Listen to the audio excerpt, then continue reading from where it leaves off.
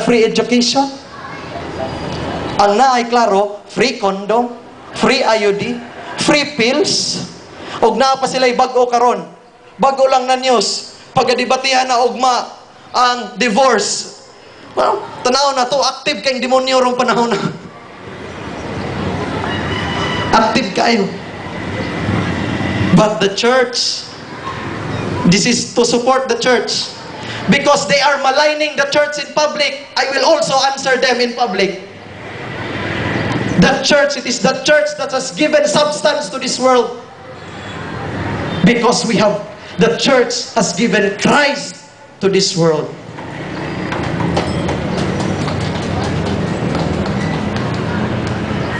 It is sad, my dear friends, that our church is so much maligned today. The atheists, the agnostics, the heretics and communists are joining forces to attack the church and to attack the gospel of life. You read the national newspapers and you will see that what I am telling you is true.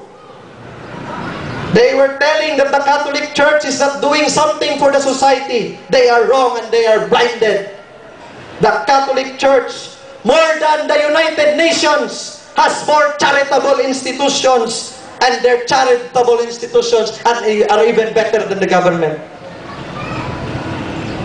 It is the only institution in the world that can be equally compared to the government, despite the fact that we are not receiving taxes from the people. We only survive through the voluntary contributions from our members. Himo man ni lately nga giatak.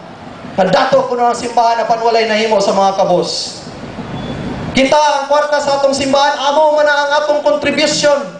Kanang piso nga atong gihulog diya, mo na gigamit nato pagpagwapo sa atong simbahan nga mo balay sa Ginoo, mo nang gwapo kay atong katedral ug atong mga simbahan.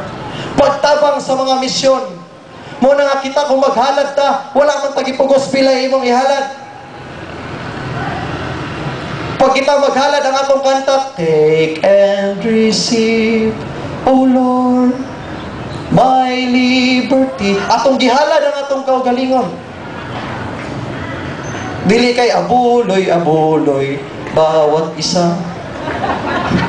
Abuloy, abuloy, upang lumaganap ang pagsamba. Abuloy, abuloy, bawat isa. 10% di pangayo. Di ba? My dear friends, we are launching this anti-RH bill campaign. I exhort you to support our bishops and priests, our church, in defending our faith and in defending life and defending our family. We have to know our faith. We do not only know and live our faith, but we have to defend our faith because our faith is being attacked. The church is being persecuted right now because of our fight for life and for the strengthening of the Filipino family and values. And so, my dear friends, have courage. Let us not be afraid because God is with us and Mama Mary is helping us. Amen? Atong pagpaka ng atong Ginoo si Mama Mary. Our early Christians had conquered the Roman Empire with only 11 of them, maybe 30 of them, or maybe 1,000 of them. But now, we are a Catholic nation, and yet we are the most maligned religion in our own very country. And sadly, that many Catholics, they themselves are traitors to their own faith. They have preferred to obey the will of the powers of this world rather than obey the teachings of Christ and the teachings of His church. The teachings of their own church. If in Colossians chapter 1 verse 18, the church is the body of Christ, then the teachings of the church are also the teachings of Christ. And if we reject the teachings of the church, we are in effect rejecting the teachings of Christ. And Jesus Christ is telling us, he who rejects you rejects me, and he who rejects me rejects the Father who sent me. That is why we are here today in this program. We are living testimonies that the Catholics are not keeping silent.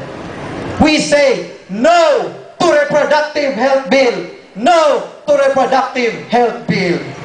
And like St. Lorenzo Ruiz, a Filipino and a family man, he said, and we also will say, I am a Christian, and this I profess until the hour of my death, that I shall, and because I am a Christian, I shall die for God, and for Him I will give many thousands of lives if I had them. And do so with me as you will please.